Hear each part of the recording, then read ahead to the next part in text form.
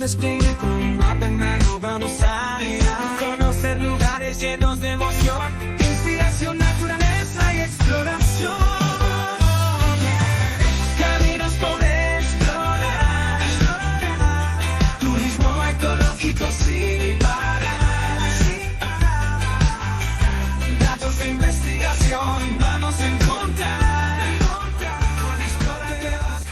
Hola Magis, ¿cómo estás? ¿Qué tal, Nico? ¿Qué es lo que llevas el día de hoy? Bueno, Mayo, te cuento que tengo 3 regalos, uno para mi mamá, uno para mi tía y una flor para mi abuelita. Tú igual tienes algo, ¿no? He hecho un regalo tejido exclusivamente para mi mamá porque la quiero mucho. Bueno, Amaya, es necesario celebrar a nuestras queridas madres en su día, pero en realidad siempre es un buen momento para recordarles cuánto las amamos y el rol importante que juegan para nuestra sociedad. Exactamente, Nico. Y qué mejor para celebrar que un programa especial de Explórate Link. Hoy tendremos un viaje investigativo que partirá desde el código biológico, base hasta un análisis de la maternidad en la era digital. No se despeguen de sus pantallas porque en este programa vamos a conocer a mujeres que más allá de ser una gran inspiración y tener un impacto de importancia, también son madres. Pero antes de comenzar, queremos agradecer a la Dirección de Investigación de la Universidad Tecnológica Boliviana, que ofrece 20 carreras con una licenciatura en tan solo 4 años. Y además un agradecimiento especial a la carrera de Psicología, a la de Ingeniería en Ecología y Medio Ambiente y a la carrera de Comunicación y Tecnologías Digitales por ayudarnos en la realización de este programa. Así es, y para todos los que no tienen suficiente de Explórate y quieren contenido inédito como shorts, bloopers y programas exclusivos, los invitamos a ingresar a la página utvinvestigación.com, donde se recopilan todos los proyectos de la Dirección de Investigación, entre ellos Explórate. No esperen más y únanse a utvinvestigación.com. Entonces, sin más que decir, ya comienza Explórate Link.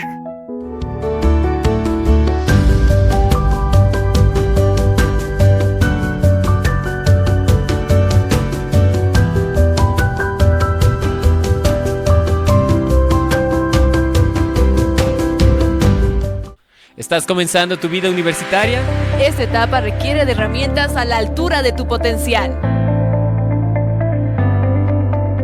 Conoce Red UTV, la recopilación definitiva de herramientas digitales potenciadas con inteligencia artificial, diseñada para tu éxito desde el primer día de clases. Accede a más de 100 herramientas digitales diferentes, divididas en las 7 áreas del conocimiento. Optimiza tu aprendizaje con recursos multimedia de alta fidelidad y expande tus límites mediante la exploración científica continua. Red UTV, tu ventaja competitiva en la Universidad Tecnológica Boliviana. Explora, aprende y evoluciona.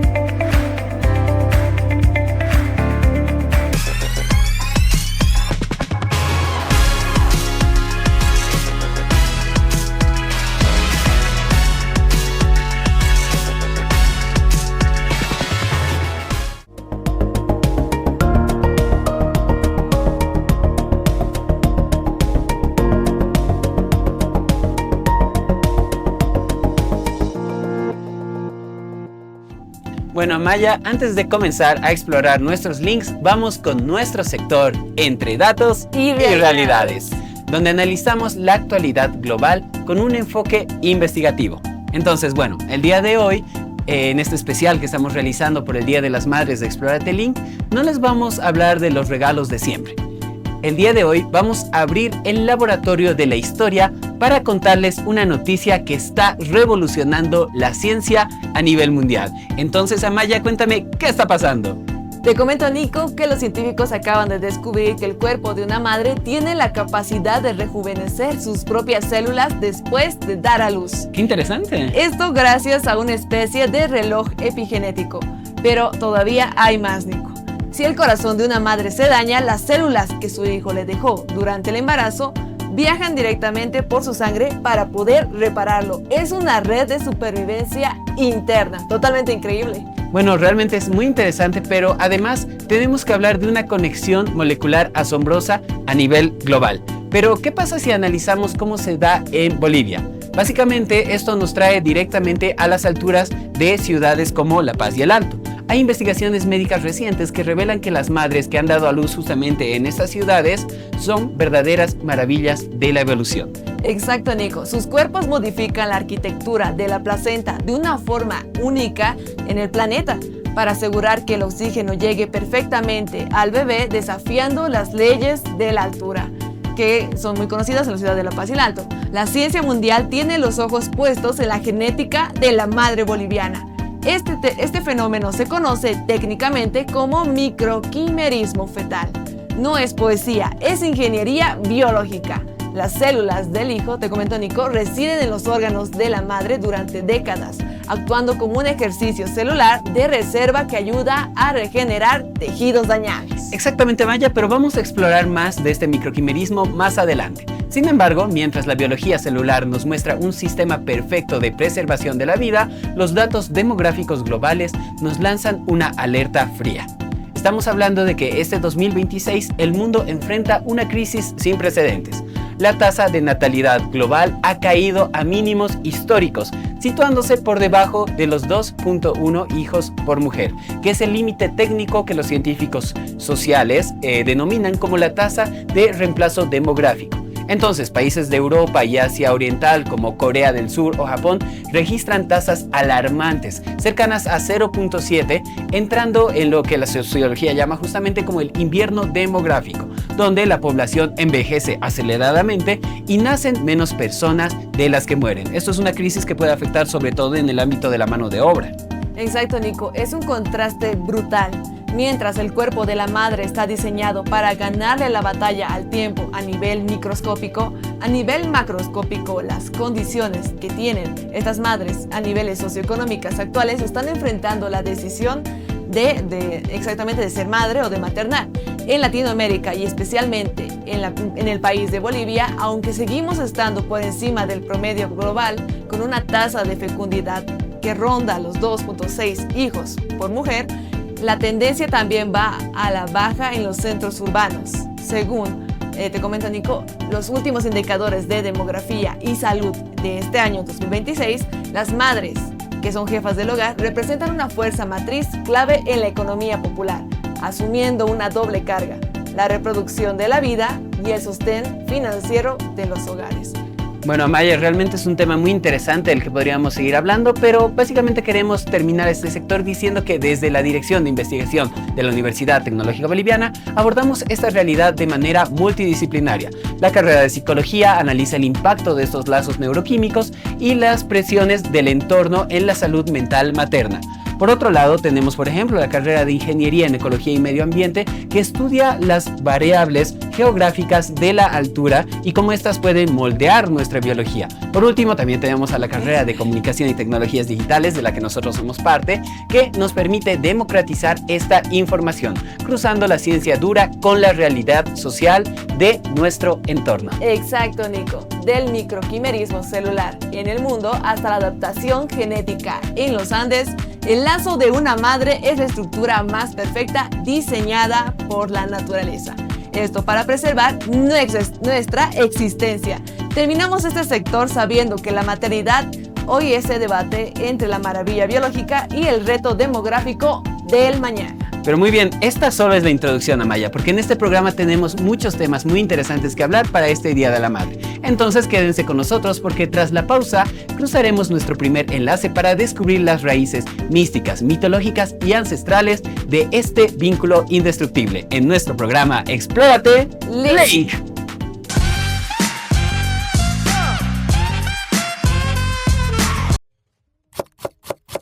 Entendemos la mente, analizamos el comportamiento y transformamos vidas a través de la ciencia. El 2025 fue un año de descubrimientos y profunda empatía para la carrera de psicología. Para explorar nuestras mejores experiencias y revivir lo mejor de nuestra gestión, ya comienza el UTV Rewind 2025.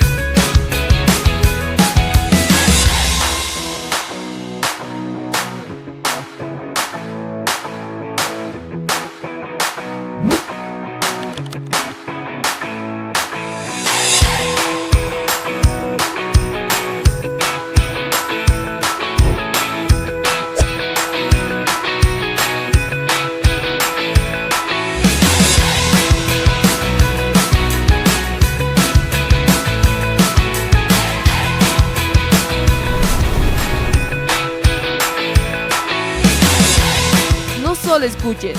Comprende la mente y lidera el cambio con las herramientas más avanzadas en la carrera de psicología. Contáctanos a los números en pantalla, ingresa a nuestra página web o visítanos en nuestras oficinas. Un año más, conectando con la esencia humana y construyendo salud mental en Bolivia. Un año más cumpliendo tus sueños en la UTV.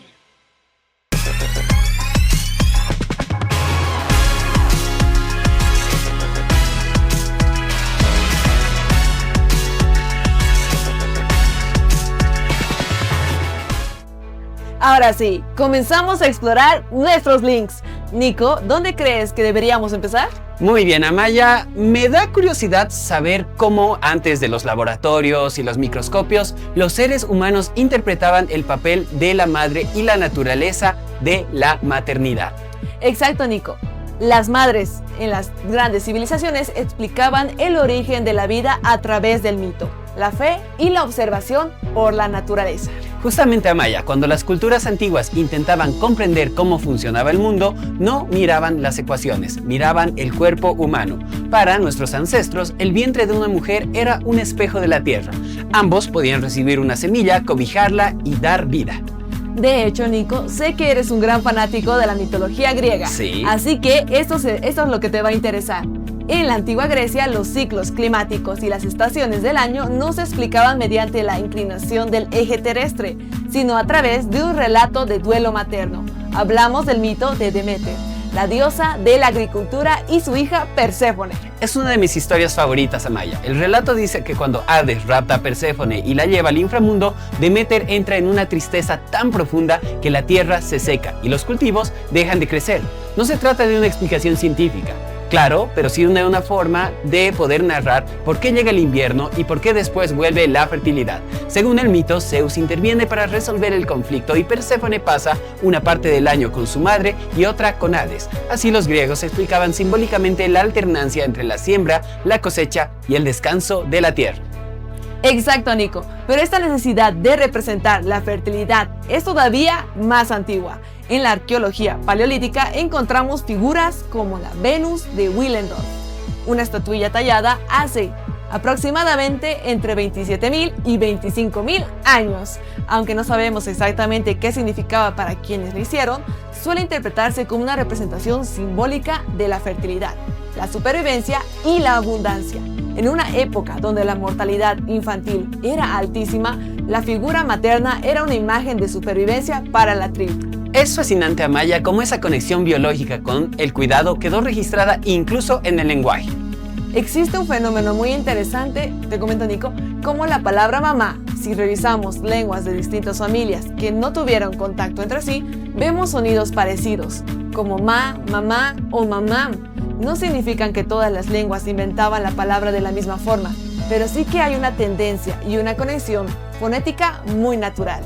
Y esto no fue decidido en una reunión internacional hace miles de años. La explicación más simple es biológica. Durante la lactancia, el bebé repite sonidos muy básicos al mover la boca y succionar.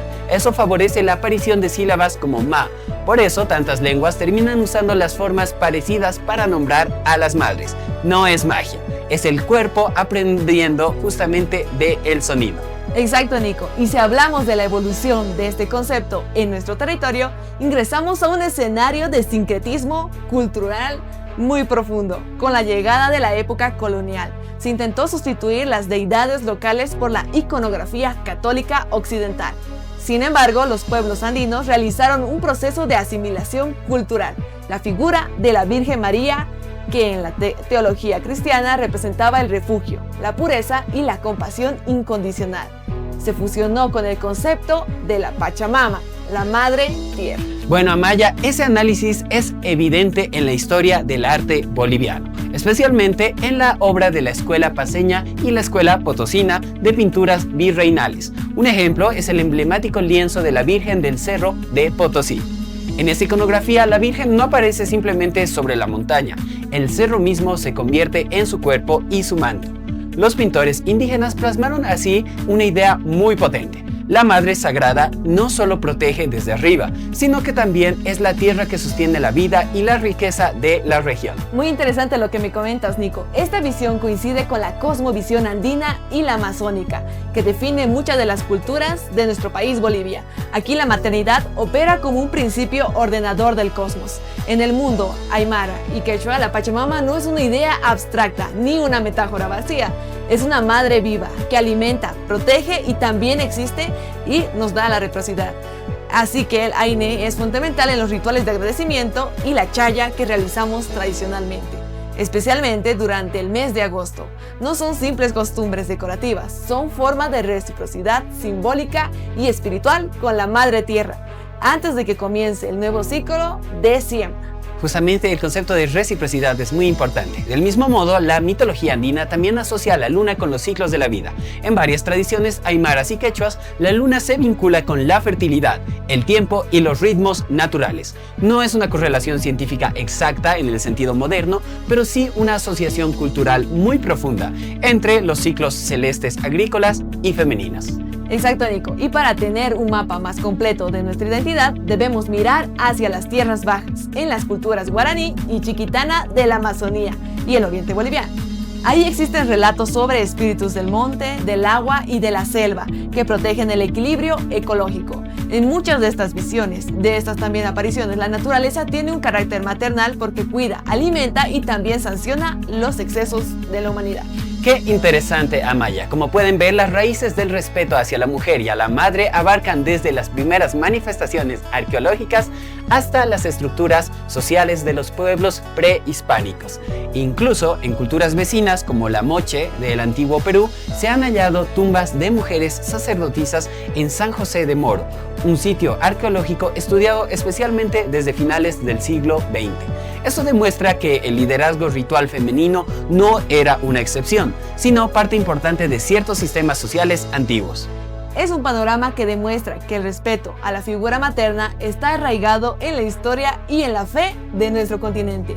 El suelo que pisamos no es materia inerte, es una madre que tiene ciclos y nos provee sustento. Cuando analizamos el sincretismo de nuestras festividades, comprendemos que para muchas sociedades andinas, la ecología, la fe y el lazo materno están profundamente entrelazados. ¡Qué enlace más bonito, Amaya! Por eso, nuestras carreras de Ingeniería en Ecología y Medio Ambiente, junto con Ingeniería Agroindustrial, comparten una mentalidad de respeto y preservación de nuestra Madre Tierra, pensando en un futuro que integre las nuevas tecnologías con una producción sostenible. Pero ahora me pregunto, ¿qué secretos esconde nuestra genética sobre la herencia materna? Eso lo vamos a descubrir al volver de nuestro siguiente enlace en su programa Explórate Link.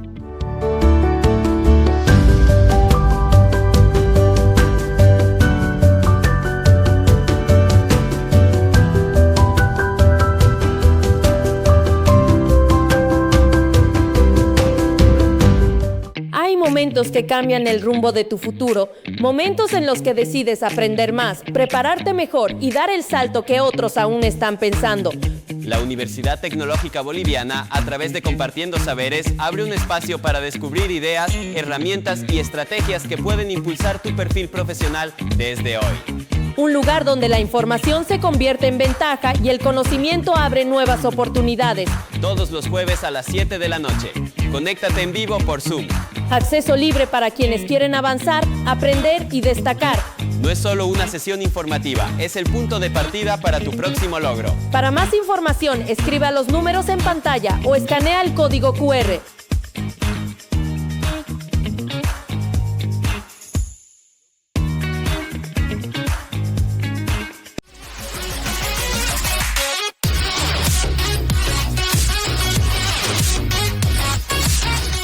Sabiendo que en la cosmovisión andina el principio de reciprocidad y equilibrio con la tierra están siempre presentes, hoy en nuestro sector NotiChat queremos conectar esa sabiduría ancestral con la ciencia actual.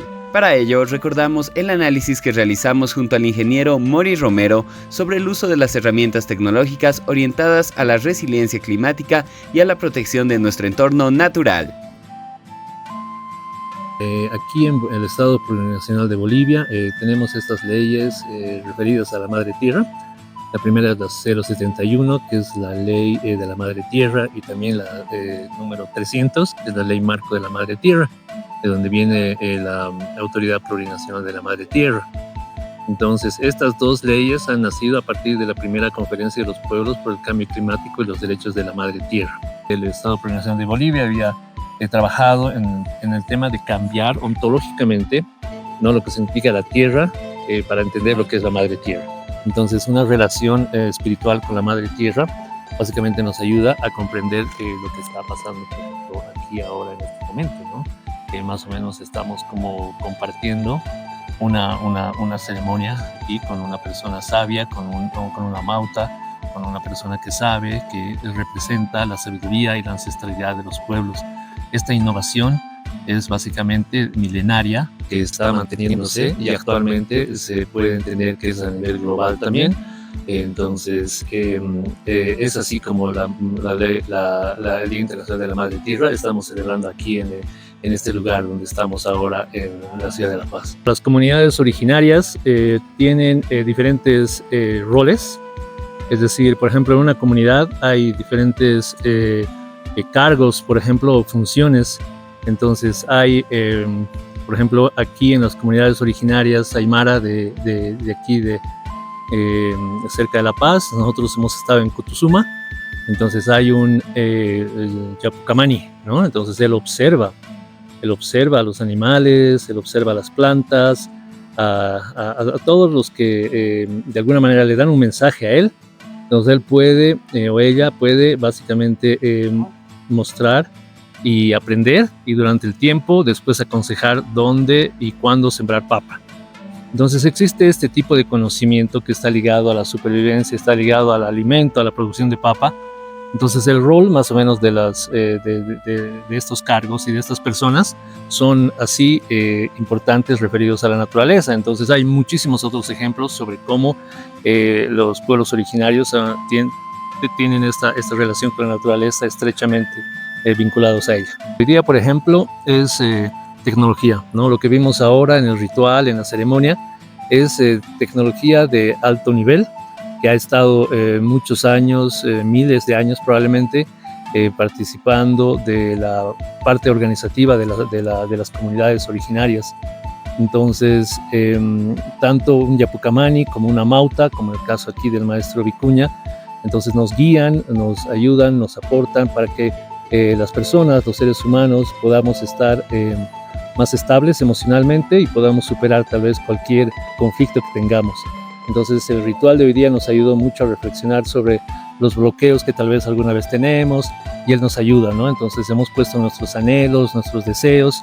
Entonces una mesa, una ceremonia ancestral es de alta tecnología, y de hecho es también una forma de comunicarnos con la naturaleza y con la sociedad, de las personas, de las comunidades también.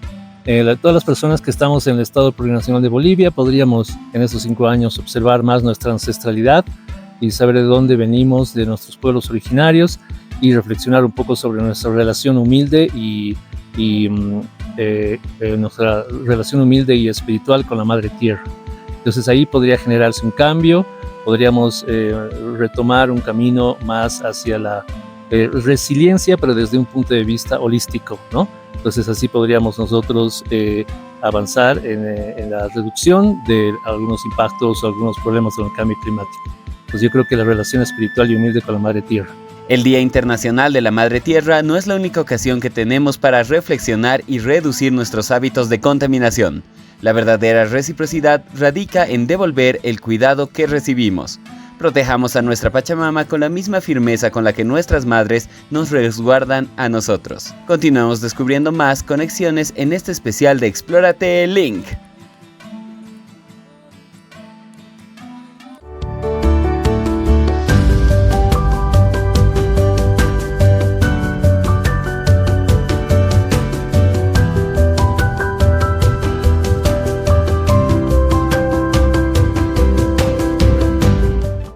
¿Qué estás armando, Amaya? Te comento, Nico, que estoy armando una especie de parquecito. No sé si le hallas la forma. Sí, se ve bien. Yo estoy intentando ser un policía. ¿Te está quedando muy bien? Bueno, es que realmente a mí siempre me ha gustado jugar con este tipo de bloques para armar porque me recuerda que mi tía y mi mamá me los regalaban para Navidad y yo me pasaba horas jugando con ellos en el comedor. No solo es un juego divertido, Nico, sino que es algo realmente interesante que te voy a comentar. ¿De qué estamos hablando? ¿Has oído hablar acerca de las mitocondrias? Bueno, Amaya, me suena a que en el colegio he llegado a escuchar de ellas, pero bueno, mi mamá es testigo de que nunca he sido el mejor estudiante para la materia de biología. Yo también te comento, Nico, más le daba a las matemáticas. Pero bueno, entonces cuéntame un poquito sobre las mitocondrias, ¿de qué estamos hablando? Te voy a explicar de manera sencilla a ti y a toda la audiencia que nos ve desde la casita acerca de lo que son las mitocondrias. Básicamente son las centrales energéticas de nuestras células. Su función principal es producir ATP, trifosfato de adenosina, que básicamente es la moneda de intercambio energético con la que tu cuerpo funciona. Pero aquí viene la fascinante. En la reproducción humana, el óvulo aporta la gran mayoría de las mitocondrias del embrión, mientras que las mitocondrias paternas que pueden entrar con el espermatozoide suelen ser eliminadas tras la fecundación mediante mecanismos de degradación celular, incluidos procesos de autofagia y mitofagia. Bueno, o sea que podríamos decir que si bien nuestro ADN es 50% materno y 50% paterno, el ADN mitocondrial proviene en su gran mayoría de nuestras madres. Pero esto no se queda aquí. ¿Sabías que compartimos muchísimas más piezas físicas con nuestras progenitoras de lo que realmente la gente se imagina? Déjame hablarte de un fenómeno de vanguardia médica, del que ya adelantábamos en el sector de EDR, el microquimerismo fetal. Vaya, quimeras, ¿no era eso solo un ser mitológico con cabeza de león y cola de serpiente? Lo recuerdo de una película que veíamos con mi familia. Exactamente por ahí vas, Amaya. La mitología hablaba de que las quimeras eran básicamente seres compuestos por partes de dos o más animales distintos. En la medicina moderna, el microquimerismo describe un hecho real, científicamente comprobado. Durante las semanas de embarazo, se genera un tráfico celular bidireccional masivo a través de la placenta. Células de la madre que pasan al hijo y células del hijo que pasan al cuerpo de la madre. Entonces, básicamente, estas células se alojan en los pulmones, en el cerebro, incluso en el corazón.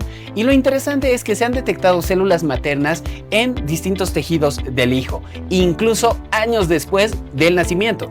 Es una forma muy real de decir que la biología de la maternidad deja huellas duraderas. ¿Qué dato más interesante me comentas, Nico? Pero ya que nos pusimos a hablar de datos científicos, es interesante y necesario hablar acerca de mujeres extraordinarias en el área de la biología. Así que voy a mencionarles acerca de una de las mentes más brillantes de la genética evolutiva. La doctora estadounidense Rebecca Kahn, en 1987, junto a sus colegas Mark Stone King y Alan C. Wilson, publicaron un artículo histórico en la prestigiosa revista Nature, que cambió para siempre los libros de antropología. Ella se dedicó a analizar el ADN mitocondrial de mujeres de diversas poblaciones de todo el mundo. Bueno, el famoso árbol genealógico de la humanidad, gracias al trabajo analítico de la doctora Kahn, se pudo rastrear el linaje genético hacia atrás en el tiempo, llegando a una conclusión que hoy es un pilar de la ciencia. Estamos hablando de la existencia de la Eva mitocondrial. Exactamente, Nico. Para la audiencia que nos ve en este momento y que le encanta la investigación, la Eva mitocondrial no es solo un personaje religioso, es el término científico que se le asigna a la antecesora materna común más reciente de todos los seres humanos que habitamos en la Tierra hoy en día. Las estimaciones moleculares de los laboratorios sitúan su existencia hace aproximadamente entre 150.000 y 200.000 años en el continente africano. Ella representa la única línea de descendencia mitocondrial femenina que logró sobrevivir y multiplicarse sin extinguirse a lo largo de los milenios. Es una locura pensar que, sin importar nuestra raza, nacionalidad o idioma, si rastreamos nuestra energía celular, todos los seres humanos venimos de la misma mamá ancestral. Ahora, entiendo perfectamente que estábamos jugando con las piezas de construcción, entonces esto nos demuestra que formamos parte de un gran rompecabezas. Exactamente, Nico. De esa manera, nosotros mostramos que la gran mayoría de las piezas que encienden el motor de la vida, nosotros las heredamos desde nuestras madres, nuestra cultura y de diferentes civilizaciones. Pero dime una cosa, ya que estamos desarmando el cerebro y la química, ¿qué pasa físicamente en la cabeza de una mujer cuando se convierte en madre? ¿Y por qué los cambios de humor o el instinto no salen de la nada? ¿Podrías explicarme, por favor? Verás, Amaya, la antropología y la neurociencia moderna han acuñado un término médico para describir este proceso, la matrescencia. Así como la adolescencia es la transición física y psicológica de un niño a un adulto, la matrescencia es el proceso biológico y neurológico de convertirse en madre. No estamos hablando de un mito romántico, estamos hablando de un cambio cerebral medible. Claro, porque durante la gestación y el posparto, el cerebro de la mujer pasa por una etapa de neuroplasticidad, ¿verdad? Exactamente, Amaya. Los neurólogos han observado una reducción controlada de la materia gris en áreas del cerebro vinculadas con la cognición social, la empatía y la lectura de señales no verbales. Y ojo, que la audiencia no se confunda, porque esto no significa una pérdida de la capacidad intelectual o daño cerebral. En realidad, la ciencia lo define como una especialización adaptativa. El cerebro materno se limpia y se ajusta básicamente para que las conexiones sinápticas puedan optimizar el cuidado del recién nacido, agudizan el instinto para interpretar la urgencia del llanto y aceleran la detección de amenazas en el entorno y maximizan la respuesta emocional de esa protección. A eso tenemos que sumarle un gran cambio de neuroquímico. Hormonas como la oxitocina, conocida popularmente como la hormona del amor, toman el control del sistema nervioso central para cimentar el apego y la conducta del cuidado. Al mismo tiempo, se reconfiguran los circuitos de dopamina vinculados con la recompensa y la motivación, logrando que el cerebro de la madre reciba descargas de placer y bienestar al interactuar con su bebé, ayudándole además a mitigar los altos niveles de estrés después del parto. El cuerpo se reprograma para asegurar que el vínculo sea fuerte. Es realmente una obra de arte de la ingeniería biológica. Pero hablando de científicas de vanguardia que usaron la genética para defender la vida y la verdad, tenemos que mencionar a la doctora Marie Claire King, una de las figuras más influyentes e inspiradoras de la biología moderna mundial. Su aporte científico más célebre fue justamente el descubrimiento de la identificación del BRCA1, el primer gen directamente vinculado al cáncer de mama y de ovario hereditario. Una investigación revolucionaria que fue el camino que pudo permitir que la medicina preventiva y el diagnóstico genético a nivel global evolucionen, salvando miles de millones de madres en todo el mundo. Interesante, Nico, pero el legado de Marie Claire King va mucho más allá de las paredes de un laboratorio clínico. Su ciencia tocó la fibra de la historia y los derechos humanos de nuestra región. Durante la dictadura militar en Argentina, entre los años 1976 y 1983, el régimen hizo desaparecer a miles de personas, separando familias. Muchos bebés nacieron en cautiverio o fueron apropiados ilegalmente, borrando por completo su identidad. En 1977, un grupo de mujeres valientes formó el movimiento de las abuelas de la Plaza de Mayo, con el único objetivo de buscar a sus nietos desaparecidos. A finales de esa década, al no tener pruebas jurídicas para demostrar los lazos de sangre de los niños encontrados, recurrieron a la ciencia y buscaron a la doctora King. Bueno, justamente Marie Claire King dejó sus investigaciones en Estados Unidos y puso todo su conocimiento al servicio de estas abuelas. Ella lideró el desarrollo de una herramienta genética y estadística conocida como el índice de abuelidad. Al no estar presentes los padres, esta fórmula matemática utilizaba el ADN mitocondrial para calcular con una certeza del 99.9% la probabilidad del parentesco biológico entre una abuela y su supuesto nieto o nieta. Este hito histórico transformó la genética molecular en una herramienta científica ineludible para la memoria, la justicia y la recuperación de la identidad de más de un centenar de niños que pudieron regresar a los brazos de sus verdaderas familias. La ciencia demostró una vez más que el lazo materno es imborrable. Exactamente, qué nivel de historia y qué nivel de impacto tiene la biología de la maternidad. Pero bueno, Amaya, es realmente emocionante ver cómo la ciencia y el amor de una madre se cruzan para cambiar el destino de una sociedad. Pero, ¿qué pasa cuando ese instinto de protección deja los laboratorios y tiene que salir a pelear en los campos de batalla por esa libertad de un país? Eso lo veremos después de este mensaje en su programa Explórate Link.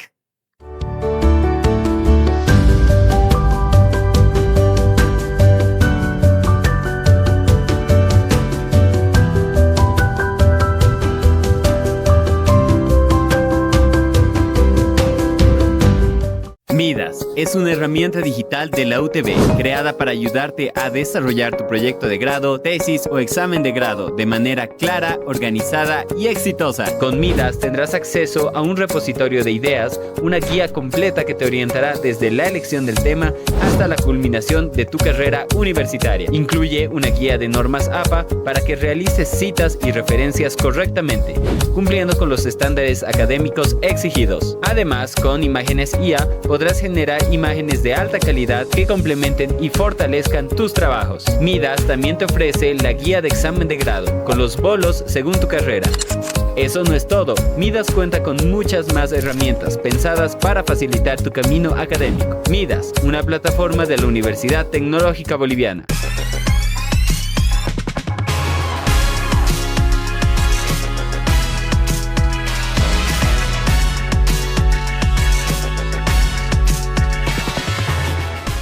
Acabamos de ver cómo la ciencia explica la matrescencia, ese proceso neurobiológico donde el cerebro de una madre se reconfigura químicamente para agudizar la empatía y el cuidado hacia sus hijos.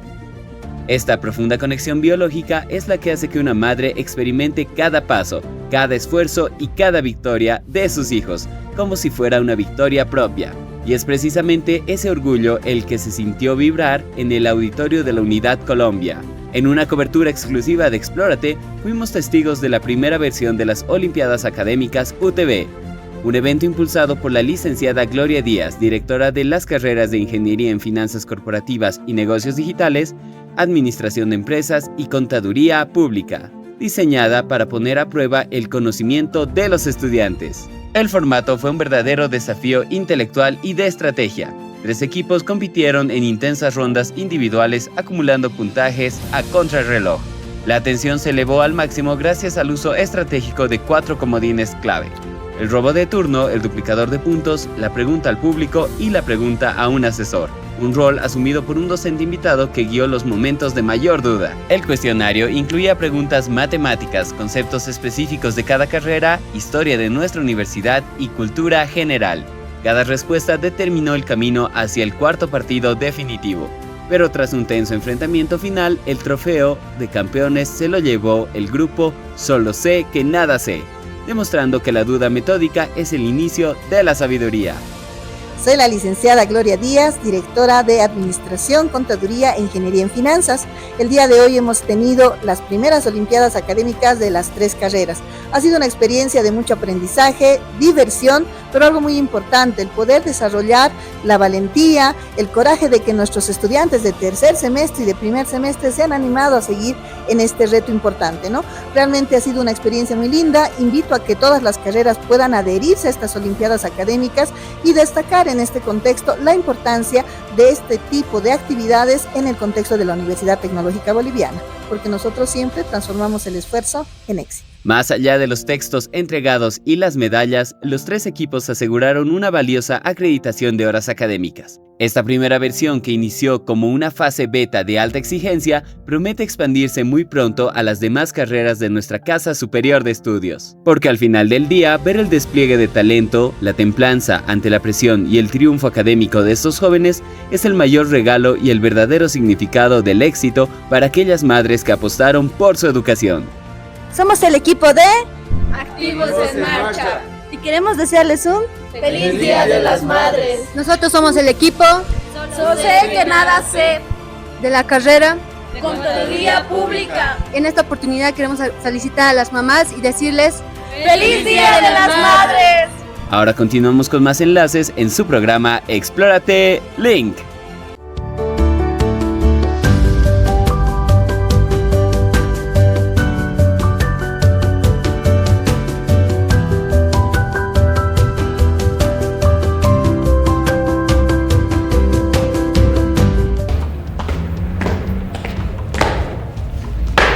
Nico, si este es un programa especial por el Día de las Madres, ¿por qué tenemos estas armas de juguete? Bueno, verás, Amaya, te cuento. Básicamente es innegable que a lo largo de nuestra historia, los conflictos bélicos han formado parte de todo tipo de momentos. Entonces ha habido batallas y movimientos que han sido algo habitual, pero muchos de estos tenían una intención clara, la búsqueda de la libertad. Y por eso quiero que le contemos a toda nuestra audiencia el papel que jugaron las madres en las guerras, que no dudaron en formar parte de estas luchas con valentía y amor. Exactamente, Nico, nos toca dar un paso hacia la historia y la sociología para responder una pregunta compleja. ¿Qué ocurre cuando las estructuras de una sociedad se fracturan debido a una revolución o un conflicto bélico? Es justamente lo que vamos a ver, Amaya, porque en el bloque anterior vimos cómo las culturas antiguas veían a la madre como un símbolo de paz y fertilidad, pero la historia nos demuestra que cuando esa vida y ese futuro se ven amenazados por la guerra o la tiranía, muchas mujeres convierten el cuidado en resistencia.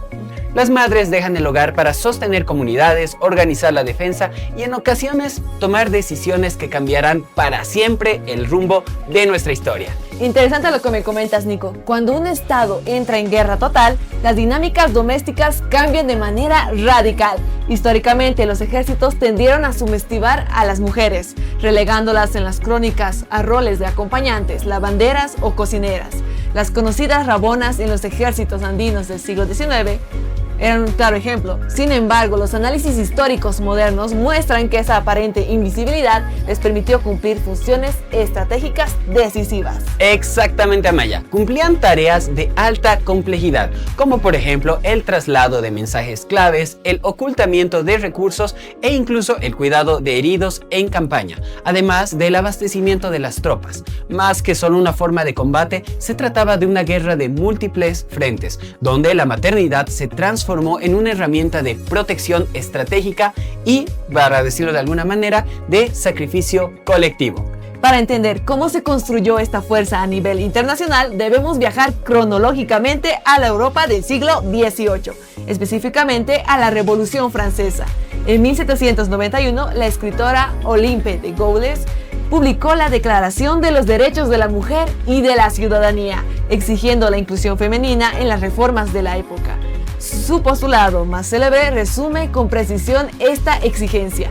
La mujer tiene el derecho de subir el cadalso, que es una plataforma de ejecución, debe tener también el derecho de subir a la tribuna.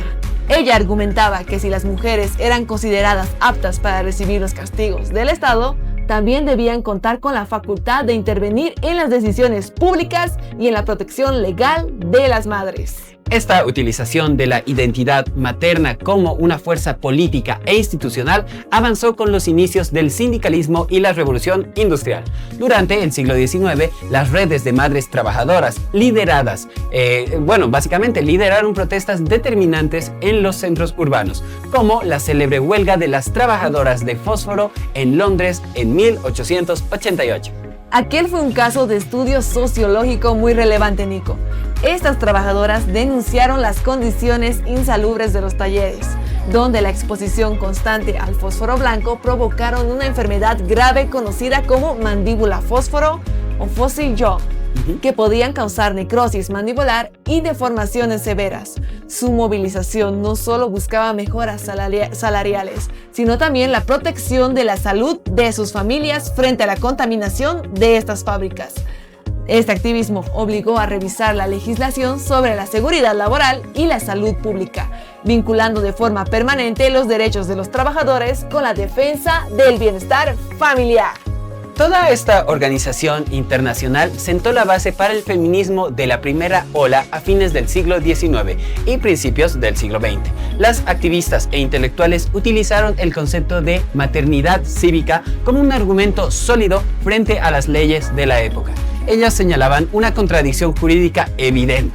El Estado básicamente exigía criar y educar a los futuros ciudadanos que sostenían la economía y las defensas del país, pero las excluía por completo del derecho al voto y a la ciudadanía plena. Entonces planteaban que si las mujeres sostenían la vida, también tenían que participar en las decisiones públicas.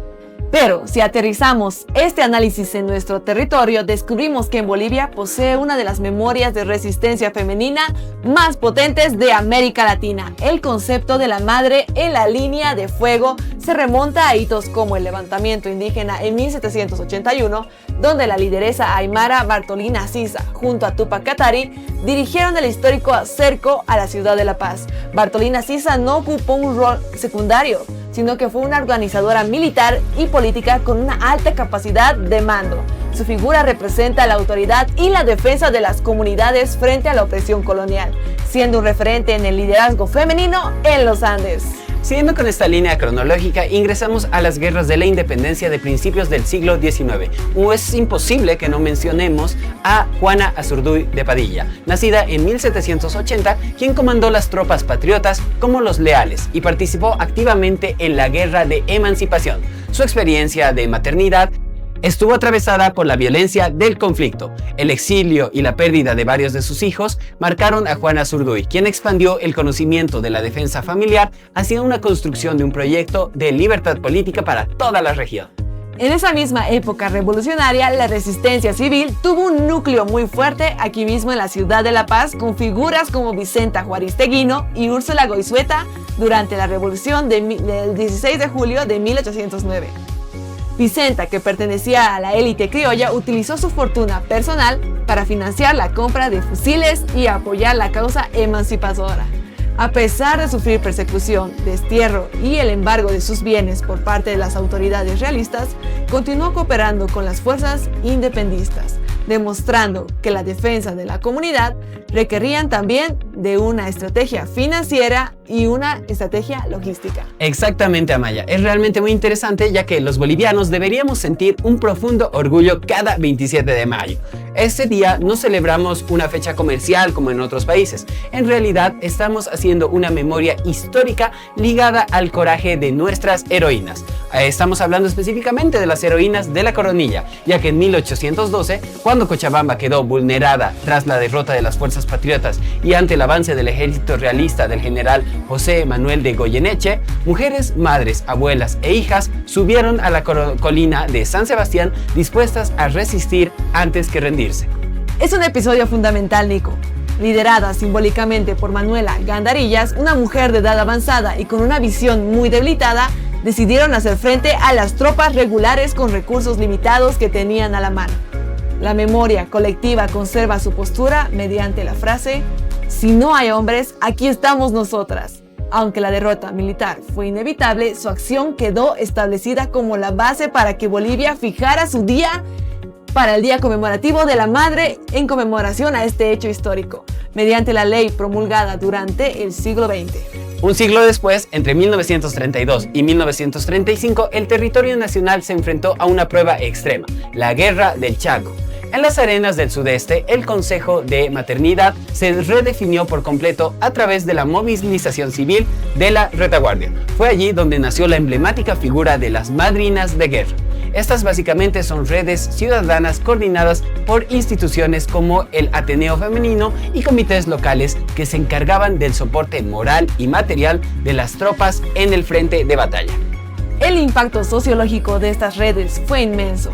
Estas mujeres no solo redactaban cartas y enviaban encomiendas esenciales para los soldados en el combate, Nico, también asumieron de forma autónoma el cuidado, la alimentación y el resguardo de las familias y de los niños que quedaban desprotegidos en las ciudades, debido al reclutamiento general de los hombres para la guerra. Al mismo tiempo, bajo el impulso de la Cruz Roja boliviana, liderada por Betsabe Montes de Montes, cientos de enfermeras voluntarias dispuestas se desplazaron directamente a los hospitales de sangre en las zonas de conflicto. ¡Qué interesante, Amaya! Exacto. Figuras como Antonia Salles de Carriaga o María Josefa Saavedra ejercieron una contención humanitaria tan profunda que los combatientes, en sus diarios de campaña, las describían textualmente como madres en el frente, capaces de brindar dignidad en medio de la crudeza de la guerra. Y bueno, para cerrar un poco con este recorrido en el siglo XX, tenemos que destacar a Lidia Gayler Tejada, quien asumió la presidencia de Bolivia en 1979 y 1980, convirtiéndose en la primera mujer mandataria del país. Le tocó gobernar en un periodo de extrema inestabilidad institucional y amenazas de golpes militares, como el que finalmente perpetró Luis García Meza. Su gestión puede leerse desde la sociología como un ejercicio de la maternidad política en un sentido bastante amplio. Una figura que buscó contener, ordenar y proteger la democracia de una nación en medio de conflicto. Interesante lo que me cuentas, Nico. Como podemos apreciar, la maternidad ha sido históricamente un motor de transformación social, justicia y de derechos cívicos, extendiéndose desde los frentes del campo de batalla internacionales hasta consolidar las identidades y la libertad de nuestro país. Esto, Amaya, es básicamente una demostración clara de la convicción. Pero el impacto de esta fuerza no solo quedó registrado en los documentos políticos, sino que también ha estado grabado en las expresiones de la cultura, la literatura, el arte, el canto, la poesía y muchos más que definen nuestras memorias. Así es, Nico. ¿Cómo se tradujo este vínculo en el trazo de un lienzo o en la melodía de una poesía? Eso lo descubriremos en el siguiente enlace de Explórate Link.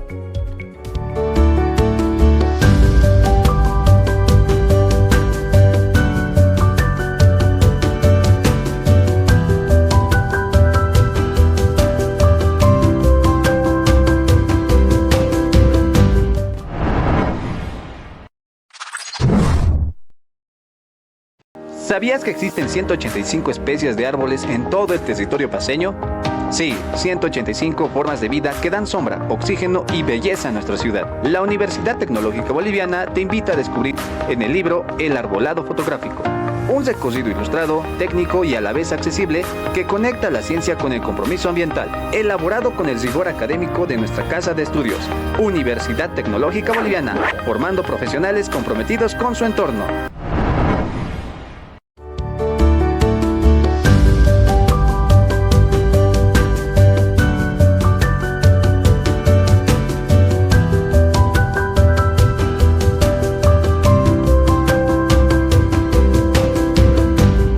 La historia nos ha demostrado que las madres son las arquitectas de la libertad y las redes invisibles que sostienen a las sociedades en tiempos de crisis. Pero lejos de los altares y de la romantización comercial, la maternidad es un territorio de profunda exigencia física, mental y emocional.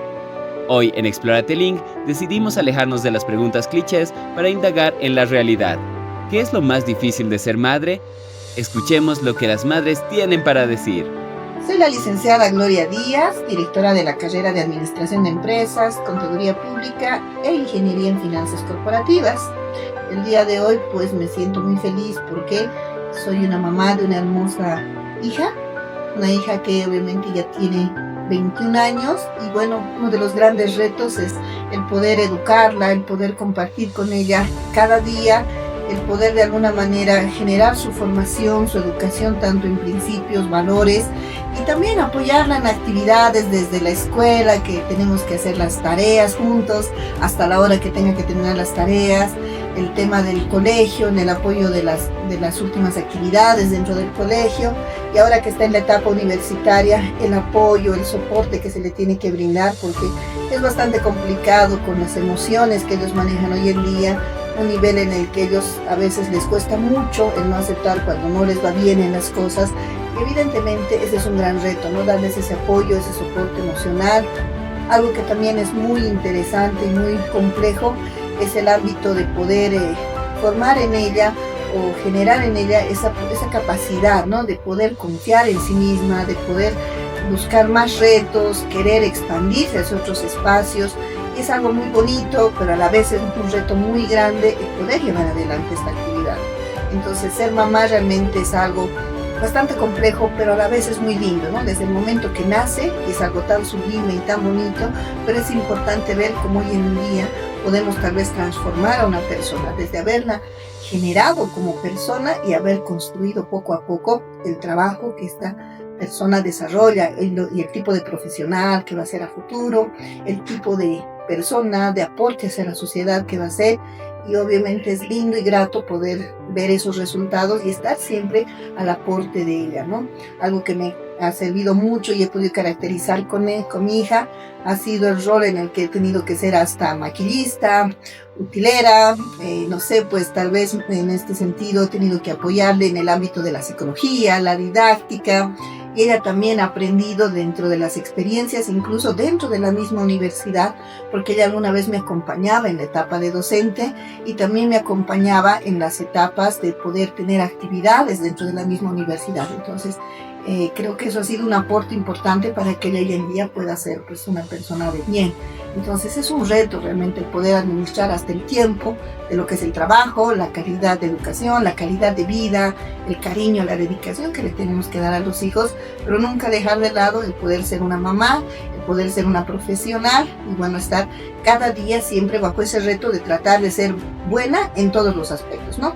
Hasta los detalles de la comida, lo que le gusta, lo que no le gusta y obviamente retos muy bonitos que son el de poder disfrutar cada día con ella, el poder crecer y que en el futuro evidentemente ella puede hacer algo muy bonito, un gran aporte muy interesante hacia lo que es la sociedad. ¿No? Creo que ese es el mayor reto y el mayor orgullo que una mamá tiene, no solo la formación profesional, sino también la formación personal.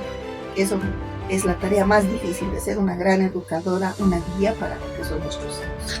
¿Cómo están? Mi nombre es Andrea Casas, soy parte de la Dirección de Investigación y tengo un hijo. ¿Saben? Lo más difícil de ser mamá es que a veces nosotros queremos hacer que todo salga perfecto y todo sea bien, pero a veces no podemos con el tiempo, con las responsabilidades y con el trabajo. Pero lo más bonito de todo ello es que detrás de todo nuestro esfuerzo que cada mamá hace, están nuestros hijos, diciéndonos un te amo, abrazándonos y siendo tan cálidos como son ellos. En este día las felicito a todas las mamás y recuerden que cada una es un mundo y cada una tiene una manera de enseñar. Hola, mi nombre es Jimena Cintia Catafora Chambi. Soy mamá de una pequeña muy hermosa. Para mí siempre va a ser mi pequeña.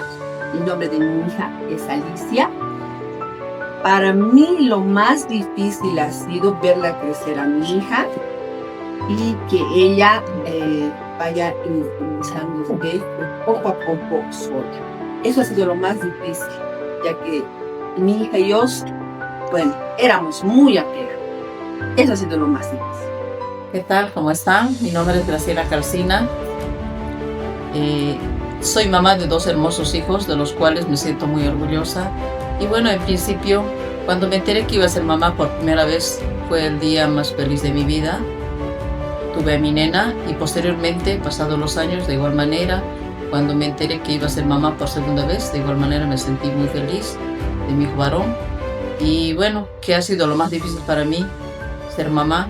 Lo más difícil ha sido para mí encaminarlos puesto que de pronto ellos van creciendo, pasando por las diferentes etapas y acá donde juega un papel muy importante es la comunicación entre los papás con los hijos, ya que ellos debemos estar siempre presentes en cada una de sus actividades. El acompañamiento es muy importante y de hecho ellos van experimentando diferentes situaciones en la vida y bueno, pues si tienen buena comunicación, orientación, ellos pueden en un futuro ser personas de bien en la sociedad. Hola, soy mamá de Alejandro Rodrigo. Bueno, mi nombre es Alicia y bueno, lo más difícil de ser madre es estar pendiente de ellos en las 24 horas del día, los 7 días de la semana y los 360 días del año. ¿Alguna otra cosa que más nos quieras decir? Bueno, ser madre también es muy difícil encaminar a nuestros hijos, ¿no? Como madres siempre queremos que nuestros hijos sean superiores a nosotros. También siempre queremos el bienestar de ellos. Como madre nosotros siempre ponemos a nuestros hijos en primer lugar. Y ser mamá es un arduo trabajo, responsabilidad bastante, y desde comenzar a hablar es mucho para ser mamá. Es súper grande, se puede decir, o incansable, inexplicable para una mamá. Y estar atento cuando son bebés y cuando ya son jóvenes. Y hasta cuando ya se casen es lo mismo. Para una mamá es siempre, aún no sea más de cuántos años, es sus hijitos. Siempre es mi hijito, mi hijita. Mi nombre es Cristina Clementina Questemurga. Tengo 3 hijos. Lo más difícil de ser mamá es el cansancio, responsabilidad, preocupación. Mi nombre es Valentina Félix Molina y pues ahorita llevo lo que son 34 semanas de embarazo, que equivalen más o menos 8 meses. Para mí el enterarme de ser madre ha sido como un torbellino de emociones, porque si bien sí sentía mucha felicidad y cariño, pero a la vez miedo, ¿no? Entonces ha sido un proceso en el cual me he ido adaptando, ya que ser madre es complicado. Bueno, yo todavía estoy gestando, pero es complicado por la cuestión de que te tienes que adecuar físicamente, psicológicamente, a cómo, incluso pensar en un futuro, cómo lo vas a criar, ¿no? Los primeros meses, como ya había comentado, es complicado lo de adecuarse físicamente, ya que hay un montón de cambios hormonales, lo que es las náuseas, ¿no? Pero siempre con ese cariño, esa ternura que me ha nacido desde que he escuchado sus primeros latidos en la semana 8 o seguidos. Ha sido bien, no sé, ha sido una experiencia maravillosa para mí. Y bueno, a ver, para mí creo que lo más difícil de ser madre, bueno, llegaría a ser, ¿no? Lo de ya nazca, son los cuidados, porque es una criaturita tan pequeña que es complicado cuidar, ¿no? Y ya más después, su crianza. Yo tengo esa sensación de que voy a tener esa crianza respetuosa, ¿no? Enseñarle de buena manera todo lo posible. Conciliar la vida laboral, enfrentar los miedos del porvenir, sanar el propio cansancio y abrazar la incertidumbre desde el inicio son los verdaderos campos de batalla de las madres bolivianas. El valor de estas guerras contemporáneas radica en que, a pesar de conocer el peso de las dificultades, eligen cada día seguir construyendo un futuro con amor incondicional que no caduca. Con ello dicho, continuamos con más en su programa Explórate Link.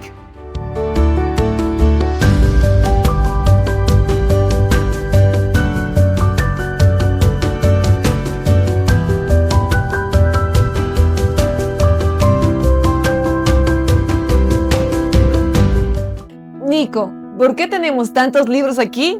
¿Te leíste todos estos? No, Amaya, bueno, en realidad te diré que las madres lucharon tanto por los derechos de las mujeres que permitieron abrir espacios para que se desempeñen en otras áreas. Por ejemplo, la literatura, la poesía, el canto, y aunque me encantaría haber podido leer todos estos libros, no me alcanzaría la cantidad del tiempo para poder consumir todo el contenido y los trabajos hechos por mujeres creativas.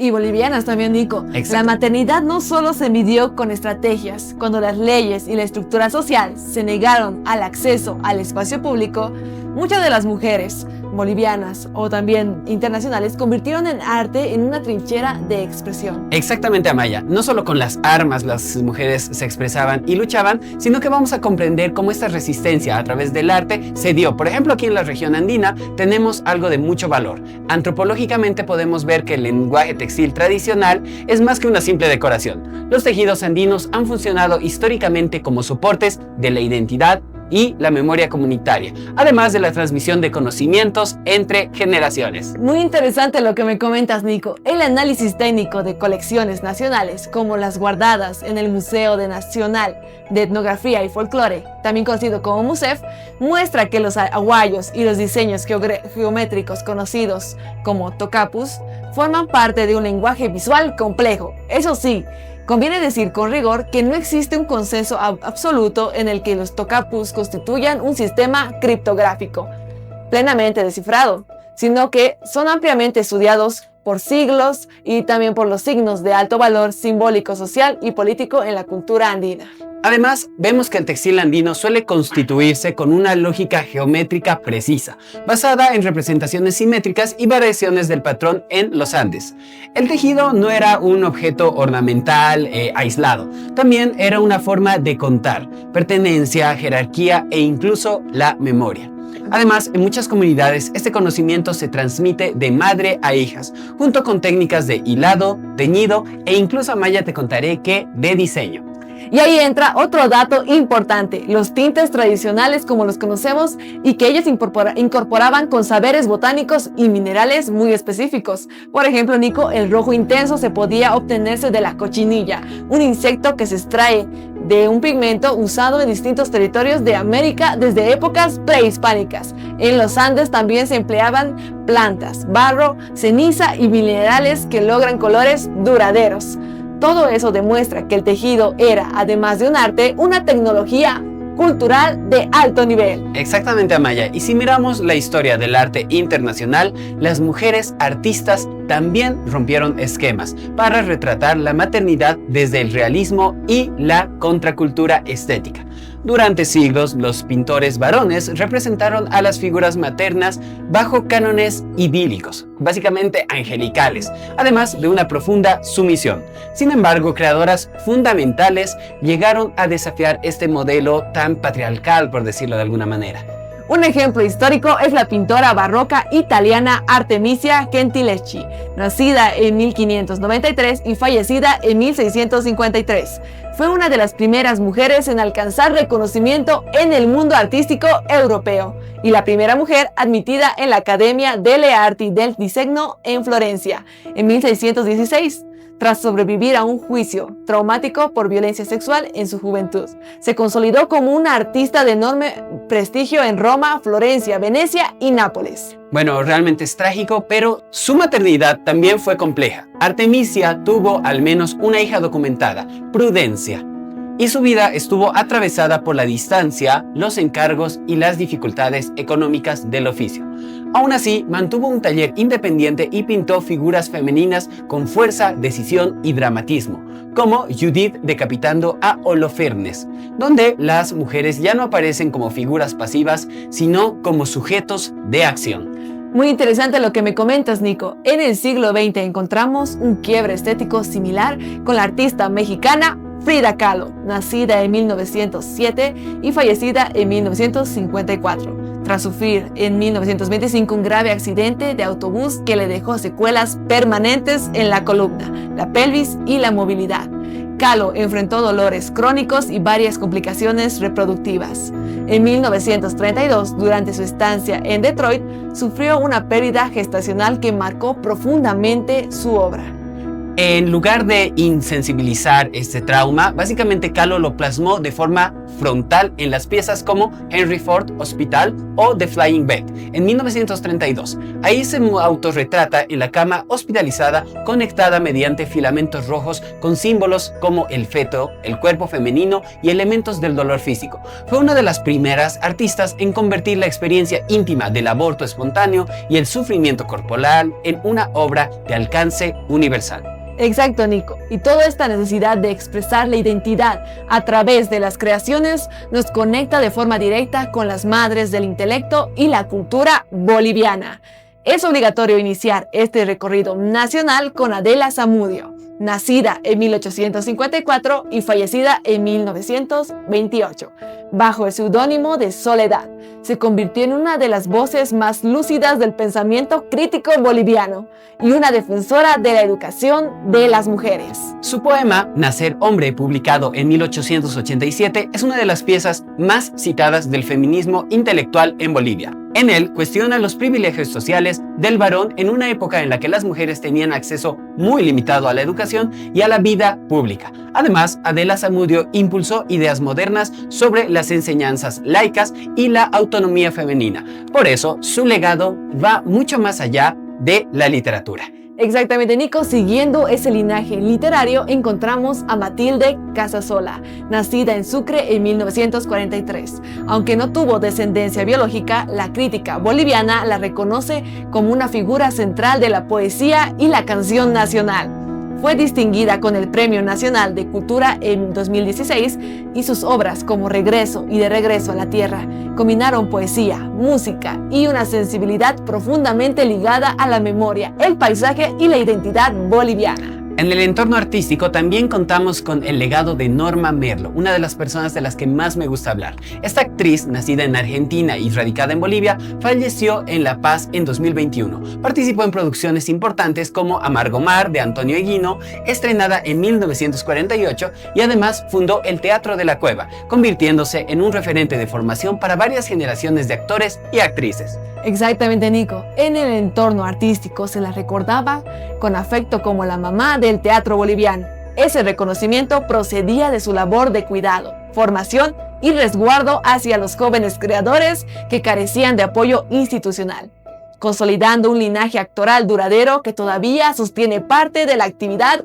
teatral nacional. Entonces, ¿cómo podemos apreciar a Maya desde los intrincados patrones del textil andino hasta las composiciones musicales y poéticas contemporáneas? La maternidad ha sido un hilo conductor que ha resguardado y enriquecido el patrimonio de nuestra sociedad. Eso es lo que podemos hablar de estas mujeres tan talentosas. Exactamente, Nico, un legado invaluable, pero este recorrido por la historia, la biología y el arte nos trae inevitablemente de regreso al presente.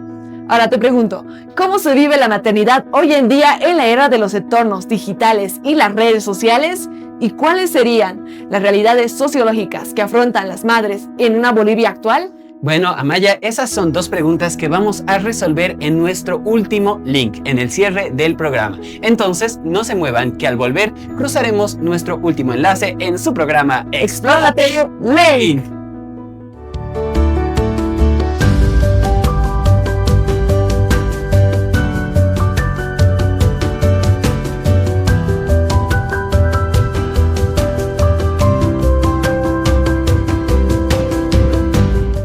Continuando con nuestro viaje por el trazo materno, nos sumergimos en las salas del Museo Nacional de Etnografía y Folclore. Podemos ver en el MUSEF que históricamente las madres en los Andes no solo tejían para abrigar a sus familias. Ellas eran las guardianes de una compleja tecnología visual. A través de la simetría de los aguayos y los tocapus, y la utilización de saberes botánicos ancestrales como el tinte rojo extraído de la cochinilla, transmitían de generación en generación los linajes de la identidad y la resiliencia de sus pueblos frente a la imposición colonial. El textil era y es un cordón umbilical con nuestra historia. Este legado de creación se traslada también a las vanguardias del siglo XX en la emblemática Casa Museo de la zona de Sopocachi. Descubrimos la historia de la célebre escultora Marina Núñez del Prado, nacida en la ciudad de La Paz en 1908. Además, mencionamos a su hermana Nilda, que también la acompañó en el desempeño artístico. Aunque Marina eligió un camino de independencia económica y no tuvo hijos biológicos, dedicó su existencia a tallar la piedra, el bronce y la madera, dándoles formas curvas y monumentales que celebran la fertilidad, el cuerpo de la mujer indígena y la fuerza de la madre tierra. En ese universo de complejidad artística, Marina Núñez del Prado tejió una estrecha amistad, un verdadero comadrazgo espiritual con una de las grandes eminencias del arte boliviano, Inés Córdoba. Ella, junto a su esposo, el maestro Gili Maná, conformaron una de las duplas más influyentes de nuestra plástica. Al igual que Marina, no tuvieron descendencia biológica. Sin embargo, convirtieron su obra en un reflejo visceral de la condición humana. Lejos de la mirada idílica y comercial, Córdoba e Imaná representaron la maternidad desde una honestidad desgarradora. La crudeza del parto, el dolor de las madres trabajadoras y la resiliencia de la mujer boliviana ante la adversidad. Sus obras, cargadas de texturas y fuerza expresiva, desafiaron los cánones tradicionales al mostrar que la creación artística también puede gestarse desde el dolor y la denuncia social. Desde los hilos del telar andino hasta el cincel y el óleo de nuestras grandes maestras, la maternidad en el arte boliviano trasciende lo biológico. Se convierte en una postura política, en un resguardo de la memoria y en un espejo que nos obliga a mirar nuestra propia identidad. Un preámbulo perfecto para nuestro último enlace. Continuamos celebrando a nuestras madres en este especial de Explórate Link.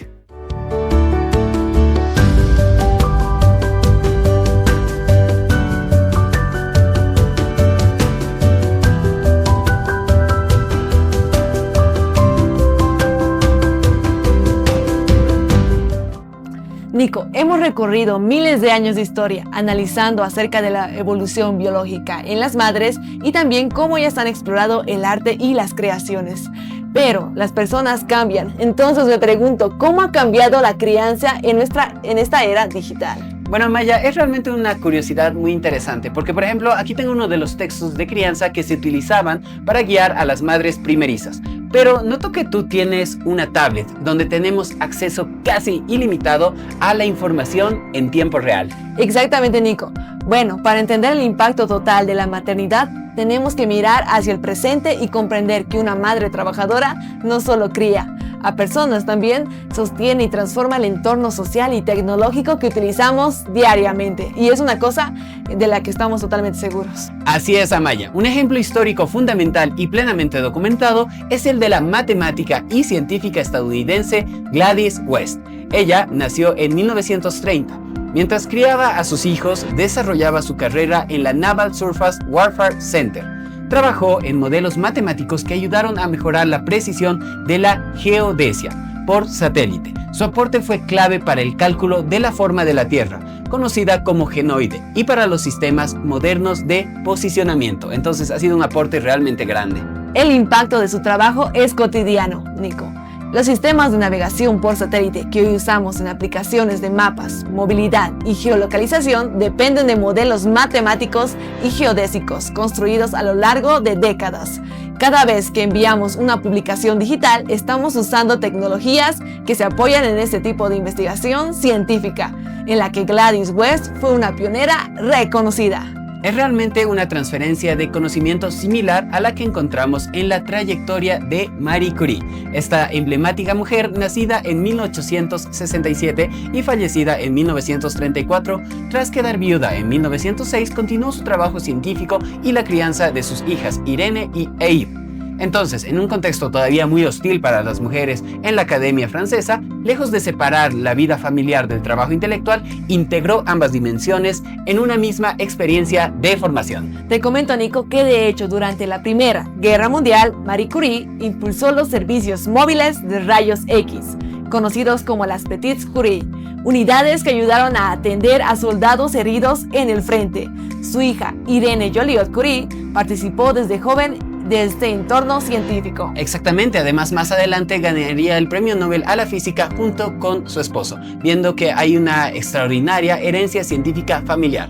Pero esto nos demuestra básicamente que la combinación de roles profesionales y familiares es posible, aunque no es del todo simple, porque la psicología del desarrollo y la antropología evolutiva muestran que el cuidado infantil no depende necesariamente de una sola figura biológica aislada. Durante mucho tiempo, la teoría del apego de John Bowlby y los aportes profesionales de Marie Aichnon se centraron en la importancia de un vínculo seguro para el desarrollo emocional de un niño. Sin embargo, la ciencia contemporánea ha ampliado este enfoque. La antropóloga Sarah Baffler desarrolló la idea de la crianza cooperativa. Te comento, Nico, que ellos han mostrado que al ser humano que ha evolucionado en las redes de cuidado compartido, el desarrollo de un niño no se fractura por no seguir un modelo nuclear rígido. Siempre que existe una red estable de apego, apoyo y protección, cuando nuestras abuelas, tías, padres, hermanos mayores o madres autónomas cumplen funciones de cuidado, la plasticidad cerebral permite construir resiliencia y seguridad emocional. Exactamente, Amaya. Esta dinámica de crianza hoy se enfrenta a un escenario complejo en la era de la comunicación y las tecnologías digitales. Es una espada de doble filo. Esto porque por un lado las plataformas virtuales han roto el aislamiento de muchas madres, permitiendo el acceso a foros de psicología, telemedicina, redes de apoyo mutuo e incluso modalidades de teletrabajo que de alguna manera facilitan la conciliación de la economía dentro del hogar. Exacto, pero por otro lado la sobreexposición digital también genera riesgos. El uso excesivo de las pantallas puede interferir con la interacción cara a cara, especialmente en etapas tempranas del desarrollo infantil, cuando son fundamentales la atención compartida, la mirada mutua y el juego directo. Asimismo, las redes sociales imponen ideales de perfección que no corresponden a la vida real, lo que puede aumentar la ansiedad, la comparación constante y la sensación de insuficiencia en madres que ya viven con cargas laborales y domésticas intensas. Pero bueno, Amaya, hemos viajado por la genética, hemos viajado por los mitos antiguos, las revoluciones y además el arte. Pero es hora de mirar nuestra propia realidad a los ojos. En Bolivia, la maternidad hoy se enfrenta a una radiografía dolorosa. Los conflictos familiares, la falta de responsabilidad parental y la dificultad para garantizar el cumplimiento de obligaciones económicas sigue siendo una realidad visible en los juzgados. En el país, los procesos de asistencia familiar ocupan una parte muy importante del trabajo judicial, lo que refleja una carga desigual que recae con frecuencia sobre nuestras madres. Así es, Nico, pero ante el desamparo, la mujer boliviana ha demostrado una fuerza que desafía cualquier lógica. Es esa madre trabajadora, la mujer de pollera que vemos en los mercados y en el comercio popular desde las 6 de la madrugada, administrando la economía, resguardando el hogar y cargando el porvenir de sus hijos desde un aguayo.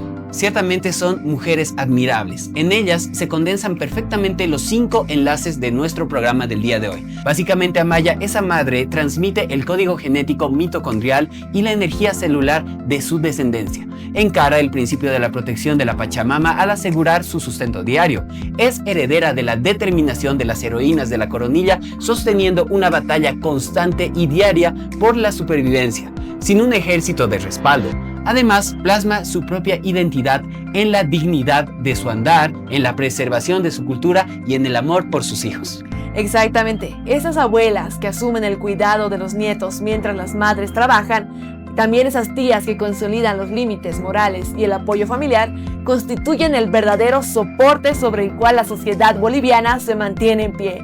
Más allá de las instituciones, es la red invisible del entorno materno la que sostiene la estructura de nuestro país. Por eso, querida Amaya, a todas esas madres que investigan en las aulas de la UTB, a las que trabajan de forma incansable día tras día en las calles, a las que crían en la sociedad, pero con una convicción inquebrantable, gracias por transmitirnos la energía para existir. Pero bueno, Amaya, lastimosamente hemos llegado al final de nuestro especial del Día de las Madres de Explórate Link. Entonces vamos a despedirnos con un pequeño mensaje. Exactamente, Nico. Voy a dar un gran agradecimiento, un fuerte abrazo desde la distancia a mi madre, Laura María Sánchez Pino, también a su hermana Dominga, quienes han sido parte fundamental de mi familia y que también han sido conformadas como unas madres luchadoras, y también gracias a ella he podido estar siendo parte de este programa y de todo lo que ha sido mi vida. ¿Sí? Bueno, realmente, Amaya, son personas muy admirables y yo igual quiero mandar un agradecimiento y un abrazo muy fuerte a las 3 mujeres que me han traído hasta aquí, hasta este momento. Entonces, un fuerte abrazo para mi querida mamá Carla, para mi querida tía Mabel y para mi abuelita, que en paz descanse, Corina. Realmente 3 mujeres que me han enseñado la importancia y el valor que tienen las mujeres y que día a día están luchando. Entonces, estoy seguro que todas las personas en casa, toda nuestra audiencia y la comunidad académica de la UTB tienen un amor y un respeto profundo por todas sus madres. Entonces nos despediremos con los agradecimientos, Amaya. Exactamente, agradecemos a las 20 carreras por el apoyo de este programa, que ha sido un especial de Link, y también invitarlos a que se inscriban al tema de utvinvestigación.com, una página web donde ustedes en la parte de Explórate podrán ver contenido inédito, bloopers, videos, shorts y muchas cosas más. Entonces, ¿qué están esperando para registrarse? También agradecemos a la Dirección de Investigación de la Universidad Tecnológica Boliviana. Esto ha sido todo por nuestro especial de Día de las Madres de Explórate Link, y nos reencontraremos la semana que viene con más de Explórate. Un fuerte abrazo a las mamás de Bolivia.